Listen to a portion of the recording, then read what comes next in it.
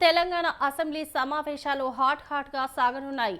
ఏడాది పాలనపై రేవంత్ సర్కార్ సంతృప్తిని వ్యక్తం చేస్తుండగా మరోవైపు ప్రజా సమస్యలపై ప్రభుత్వాన్ని ఎండగట్టేందుకు బీఆర్ఎస్ అస్త్రాలను సిద్ధం చేస్తోంది. హామీల అమల్లో విఫలమైందంటూ ఏకరువు పెట్టేందుకు రెడీ అవుతోంది. ఇదే సమయంలో ఈసారి కేసీఆర్ రాకపై సస్పెన్స్ కొనసాగుతోంది. ఆయన వస్తారా లేదా అన్నది ఆసక్తిగా మారింది. మరి ఈసారి అసెంబ్లీకి గులాబ్ బాస్ వస్తారా? వస్తే శాసనసభలో సీన్ ఎలా ఉంటుంది? కేసీఆర్ అసెంబ్లీకి వస్తారా లేదా అనే దానిపై రాజకీయ వర్గాల్లో జరుగుతున్న చర్చ ఏంటి?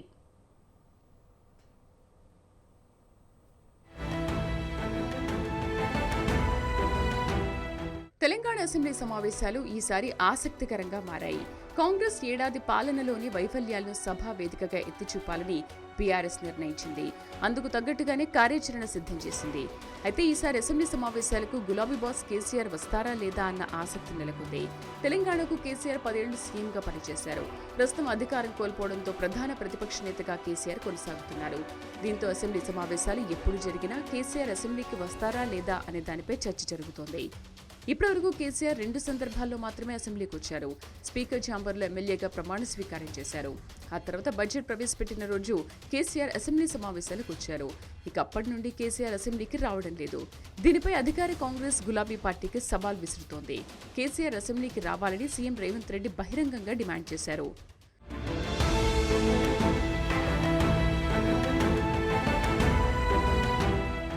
కాంగ్రెస్ ప్రభుత్వానికి సంవత్సరం సమయం ఇవ్వాలనే ఉద్దేశ్యంతో కేసీఆర్ ఎలాంటి కామెంట్స్ చేయడం లేదని గులాబీ పార్టీ వర్గాలు అంటున్నాయి. ప్రభుత్వానికి కొంత సమయం ఇవ్వాలని భావిస్తున్నట్లు గతంలోనే కేసీఆర్ స్వయంగా చెప్పారు. ఇక అసెంబ్లీలో బీఆర్ఎస్ తరఫున కేటీఆర్, హరీష్ రావు సమన్వయం చేస్తున్నారు. ఎన్నికల్లో ప్రభుత్వం ఇచ్చిన హామీలతో పాటు రాష్ట్రంలో ప్రధాన సమస్యలపై కాంగ్రెస్ ప్రభుత్వాన్ని ఇరుకున పెట్టే విధంగా కేటీఆర్, హరీష్ రావు వ్యవహరిస్తున్నారు. ఇక ఢిల్లీ లిక్కర్ కేసులో జైలుకు వెళ్లొచ్చిన తర్వాత ఎమ్మెల్సీ కల్వకుంట్ల కవిత తిరిగి రాజకీయంగా యాక్టివ్ అయ్యారు. జాగృతి బీఆర్ఎస్ పార్టీ కార్యక్రమాల్లో ఎమ్మెల్సీ కవిత యాక్టివ్ అయ్యారు. ఈ నేపథ్యంలో కేసీఆర్ కూడా అసెంబ్లీకి వస్తే కాంగ్రెస్ పార్టీని మరింత టార్గెట్ చేయొచ్చని బీఆర్ఎస్ క్యాడర్ లెక్కలు వేసుకుంటున్నారు.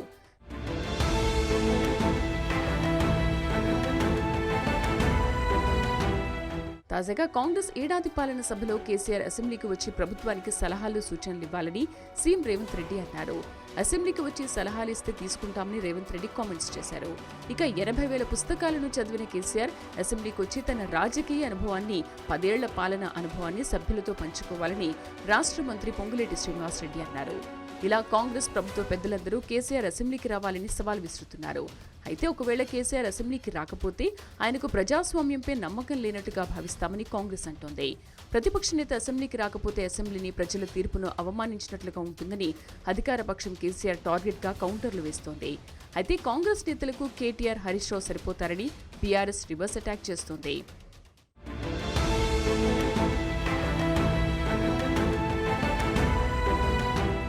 ఇక అసెంబ్లీకి వస్తే జరిగే పరిణామాలను ముందుగానే ఊహించి అసెంబ్లీకి రావడం లేదని రాజకీయ వర్గాల్లో ప్రచారం జరుగుతోంది.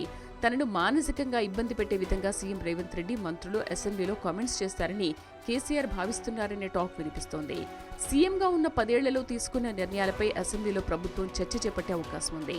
ఇప్పటికే కేసీఆర్ సీఎంగా ఉన్నప్పుడు జరిగిన కాళేశ్వరం ప్రాజెక్టు నిర్మాణం, మేడిగడ్డ పిల్లర్లు కుంగడంపై విచారణ కమిషన్తో పాటు ఛత్తీస్గఢ్ రాష్ట్రంతో చేసుకునే విద్యుత్ కొనుగోళ్ల ఒప్పందంపై విచారణ కమిషన్ను రేవంత్ ప్రభుత్వం ఏర్పాటు చేసింది.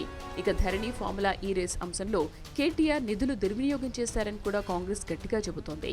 ఈ నేపథ్యంలో అసెంబ్లీకి వస్తే కేసీఆర్ ప్రభుత్వానికి సమాధానం చెప్పాల్సిన పరిస్థితి ఉంటుందని, అందుకే ఆయన రావడానికి ఇష్టపడడం లేదని కాంగ్రెస్ సర్కిల్స్ లో చర్చ జరుగుతోంది. ప్రతిపక్ష నేత హోదాలో కేసీఆర్ అసెంబ్లీకి రావాలని అధికార కాంగ్రెస్ పార్టీ సవాల్ విసురుతోంది. ఇదే సమయంలో కేసీఆర్ అసెంబ్లీకి రావాల్సిన అవసరం లేదని బీఆర్ఎస్ వాదిస్తోంది. దీంతో అసలు అసెంబ్లీకి గులాబీ బాస్ వస్తారా లేదా అనేది వేచి చూడాలి.